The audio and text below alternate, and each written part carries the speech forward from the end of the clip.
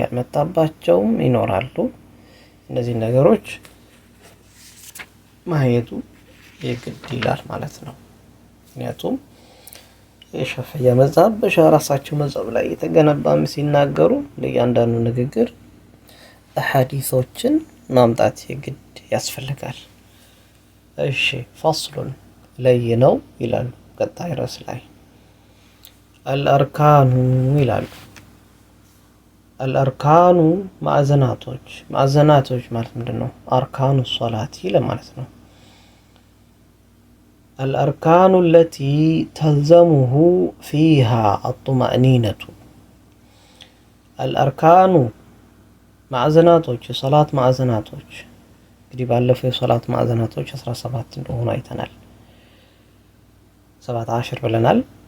አሁን በእነዚህ 17ቱ ላይ ማዕዘናቶች ውስጥ التي ያቺ ተልዘሙሁ ግዴታ የሚሆንባቸው ፊሃ በዛ አጡማእኒነቱ መረጋጋት ጡማእኒና ማድረግ ግዴታ የሚሆንባቸው የሶላት ማዕዘናቶች የምንላቸው አራት ቦታ ላይ ናቸው።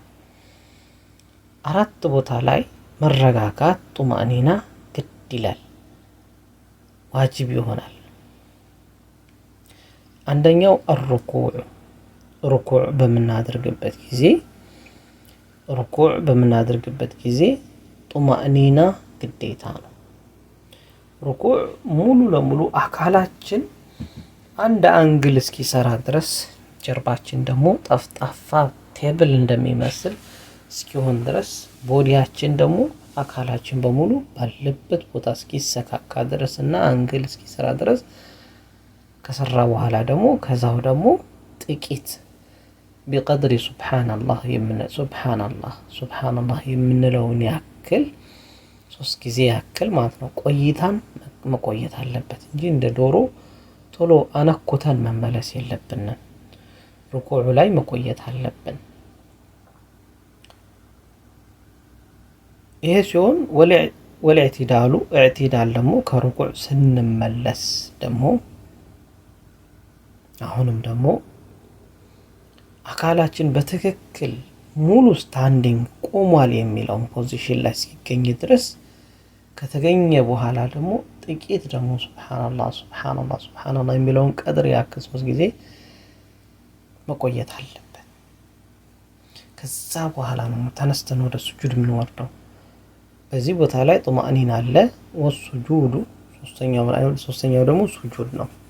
ሱጁድ ላይ ልክ በግንባር በምንወርድበት ጊዜ አሁንም መረጋጋት አለብን። ጡማእኒና እዚህ ቦታ ላይ አለ። ወልጁሉሱ መጨረሻው ደግሞ መቀመጥ ሲሆን በይነ ሰጅደተይ በሁለቱ ሱጁዶች መካከል ምንድነው ጀልሰቱል ኢስቲራሃ ይባላል።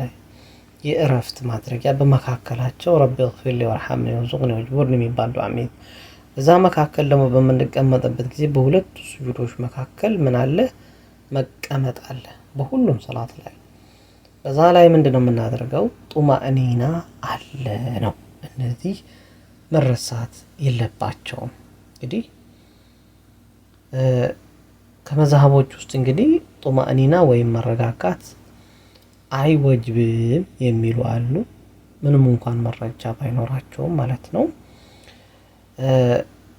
ሙአሊፉ ግን እዚህ ላይ ደግሞ ሙአሊፉ ምንድነው በአውተሩ ጸሐፊው ጡማእኒና ወይም መረጋጋት ምን ያህል አንገብጋቢና ግዴታ ለመሆኑ ማሳያ ነው በርዕስ መልኩ ያመጣው ማለት ነው።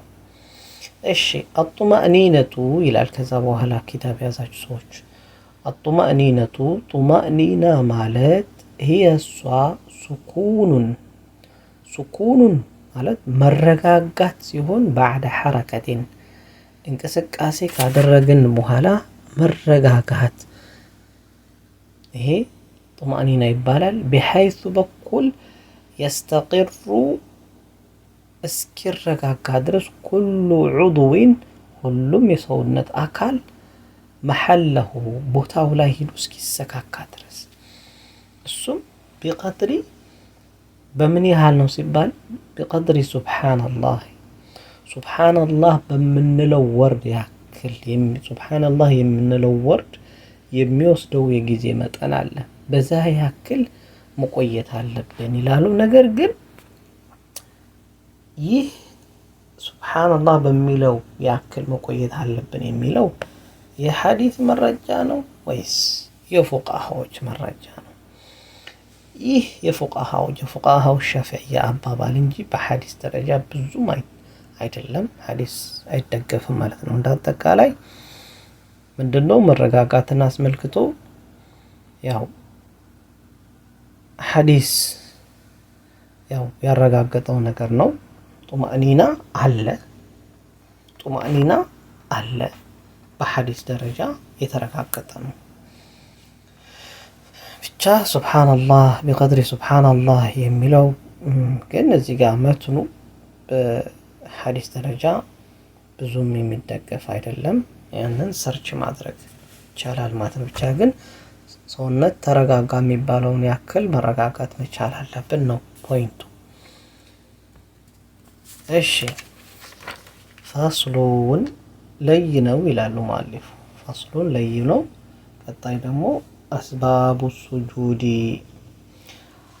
ስለ አስባቡ ሱጁድ ሰህዊ ስለ ሱጁድ ሰህው እንድንሰግድ ያደረጉን ምክንያቶች የምናይ ይሆናል። ሱጁድ ሰህው ማለት ለመርሳት የሚወረዱ ማለት ከሶላት ውስጥ አንዱን ማዕዘን ወይም አንዱን ሱና የሆነው ስንተው ያንን ረስተን ማለት ነው። ለረሳነው ነገር የሚወረዱ ሱጁድ ለማለት ነው። ሱጁድ ሰህው ማለት አረበኛው ቃሉ ማለት ነው። የመርሳት ሱጁድ አስባቡ ሱጁድ ሰህዊ ሱጁድ ሰህው ወይም ለመርሳት የሚወረዱ ሱጁዶች ምክንያቶች አራት ምክንያቶች ናቸው። አልአወሉ የመጀመሪያው ሱጁድ እንድንወርድ የሚያደርገን ተርኩ የተወነ እንደሆነ ነው። ባዕዲ ከፊል የሆነውን ሚን አብዓድ ሶላቲ ከሶላት አብዓዶች የሶላት ከፊሎች ማለት አይደለም። አብዓድ ማለት ጀምዑ ባዕድን የባዕድ የሚለው ነጠላ ቃል ድርብ ቃል ነው። አብዓድ የሚባለው ያው ለተወሰኑ የሶላት አካሎች የተሰጠ ስም እንጂ ሐቂቃ ከፊል ማለት አይደለም። አብዓድ ሲል እንደ ሻፊዕያ መዝሀብ ማለት ነው። ሶላትን በሁለት ይከፍሉታል። አብዓድና ሀይአት እያሉ ይከፍሉታል። አብዓድ የሚባሉ ሶላቶች አሉ። እነዚህም እንደ ሻፊዕያ መዝሀብ አንዳንዶቹ 8 አንዳንዶቹ 16 ይቆጥራሉ ማለት ነው። ለመርሳት የሚወረዱ ሱጁዶች ለምሳሌ ሱጁድን አስመልክቶ እንዳጠቃላይ ሱጁድ ሁለት አይነት ነው። ሱጁድ ብዙ አይነት ነው። ሱጁድ አንደኛው ሰጅደቱ ቲላዋ የሚባል አለ። ሰጅደቱ ሹኩር የሚባል አለ። ሰጅደቱ ሰህው የሚባል አለ።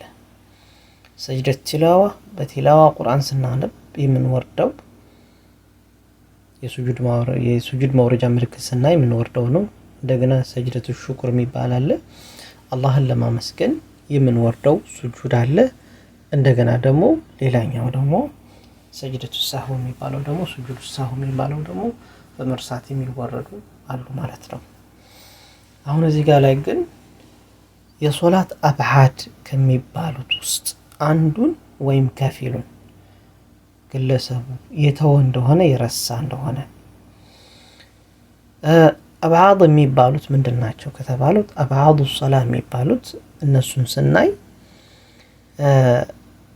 እነዚህ አብዓዱ ሶላህ የሚባሉትን ሶላቶች ሆን ብለን ብንተው ሶላቱ አይበላሽም። በተለይ ረስተን ደግሞ ብንተዋቸው ሰጅደቱ ሰህው ያስወርዱናል ነው። በሰጅደቱ ሳህው ይካካሳል። ምሳሌ ተሸሁዱል አወል ሰውየው ቢረሳ በዚህ ቦታ ላይ ረስቶ ቢነሳ ወይም ደግሞ ሰላዋትን ማውረድ ይረሳ እንደሆነ ወይም ደግሞ ያው ለተሸሁዱል አወል ላይ መቆም ሲገባው ተቀመጠ ሙሉ ለሙሉ ይሄ አለ። ወይም ደግሞ ሁለተኛው ተሸሁድ ላይ ሰላዋት በረሱል ላይ ማውረድ ቢረሳ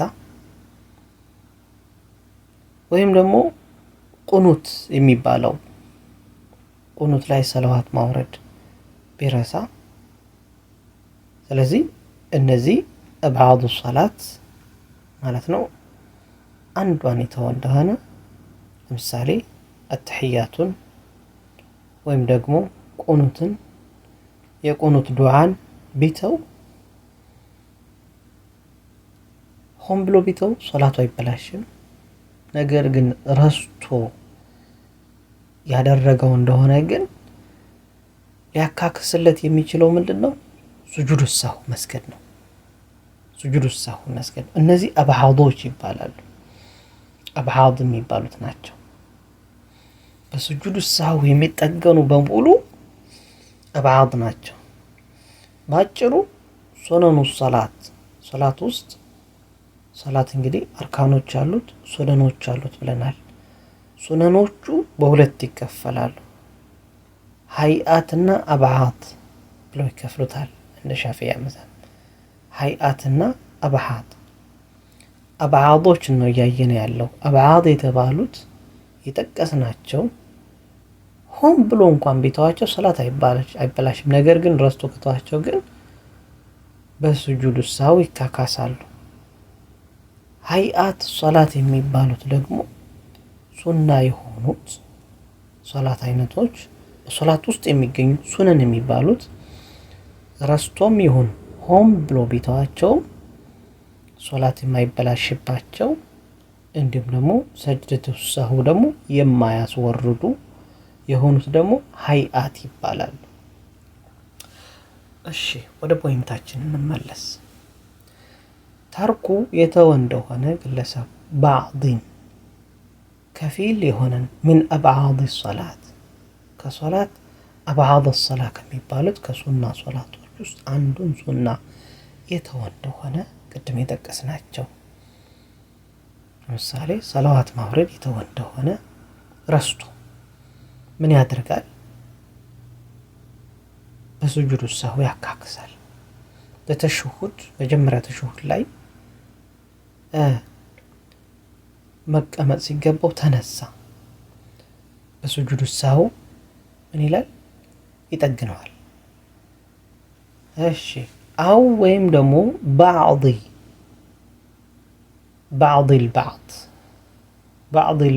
ማለት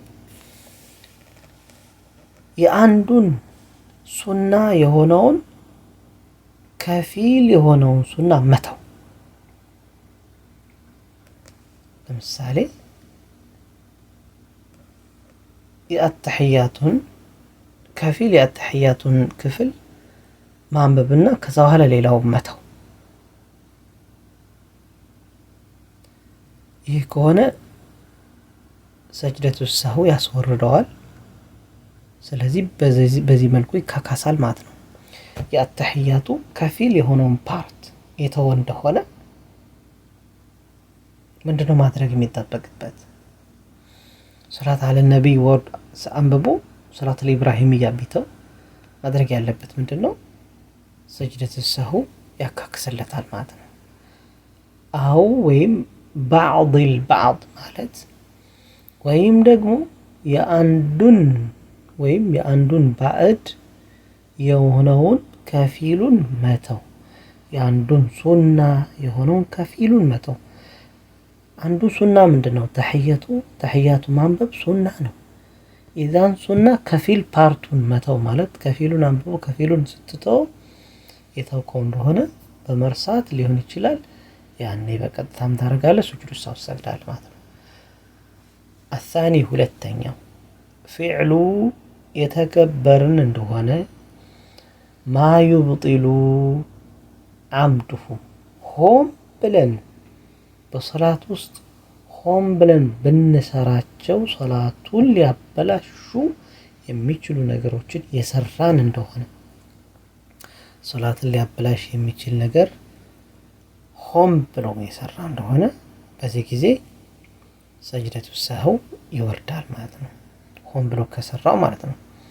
ረስቶ ከሰራው ግን ሆም ብሎ ከሰራው ማለት ሰላትን ሊያበላሽ የሚችል ነገር ምንድነው? ሰላትን ሊያበላሽ የሚችል ነገር ማናቸውም ነገሮች ሊሰራ ይችላል። ስለዚህ ያንን ሩኩዑን አምጥቶ እንደገና ሰጅደተ ሰህው ያደርጋል ማለት ነው። ወላ ዩብጢሉ እንዲሁም ደግሞ ሊያፈርሰው የማይችል የሆነ ሰው ረስቶ ከሰራው ግን ሊያበላሽበት አይችልም። ምክንያቱም ሰው ከረሳ ሰላት አይበላሽበትም። ኢዛ ፈዐለሁ ናሲየን ነገር ግን ይህንን ድርጊት ሲሰራው ረስቶ ከሆነ የሰራው ምንም ሰላቱ የሚበላሽበት ነገር የለውም። በሱጁድ ሰህው ይጠግነዋል። ሆም ብሎ ግን የሰላቱን ሩክን የተወሰው ደግሞ ተነስቶ ሩክኑን ያመጣል። አምደን ከሰራው ደግሞ መስአላው ነጥቦ ወደ ሌላ ሊሸጋግር ይችላል። ሆም ብሎ መተው አይቻልምና ስለዚህ ሆም ብሎ የተወ እንደሆነ ሰላትን ሊያበላሽ የሚችልን ነገር ሆም ብሎ ቢተው በዚህ ጊዜ ሰጅደቱ ሰህው ይወርዳል ነው። ሩኩዑን ሰላቱን አምጥቶ ረስቶ ከሰራ ደግሞ ናሲየን ረስቶ ከሰራ ደግሞ ያው አይወርድም ማለት ነው። الثالث ሶስተኛው ነቅሉ ሩኩኒን ቀውልይ ነቅሉ ዞር ማድረግ ነው ወይም መውሰድ ነው ወይም ማሸጋገር ነው። ሩኩንን አንድን ማዕዘን ቀውልይ የሶላት አርካኖች 17 ናቸው ብለናል። እነዚህ የሶላት አርካኖች ደግሞ አሁንም በሶስት ይከፈላሉ። ምን አይነት ሩኩን ቀውልይ በንግግር የሚባል ማዕዘን አለ። ወሩኩን ቀልቢ በልብ የሚባል ማዕዘን አለ።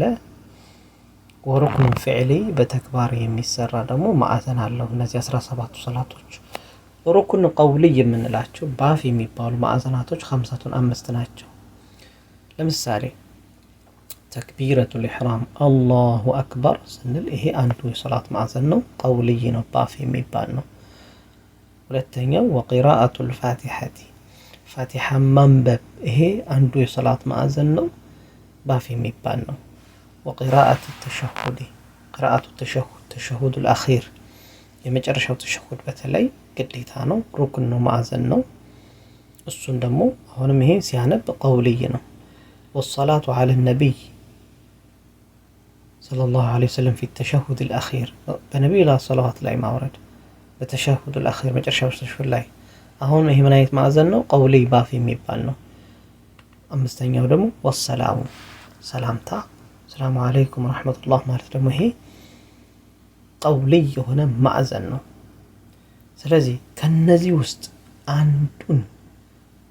አንዱን ያለ ቦታ ቢያስቀምጥ ለምሳሌ ፋቲሐን ቆሞ መቅራት ያለበት ሩኩዕ ላይ ሆኖ ቢቀራ ወይም ደግሞ አተህያቱን በቦታው ላይ ማንበብ ሲገባው ቀርቶ እያለ ወይም አንብቦ እያለ በተጨማሪ ያለ ቦታው ሌላ ቦታ ላይ ቢቀራ ይሄ ምን ይባላል?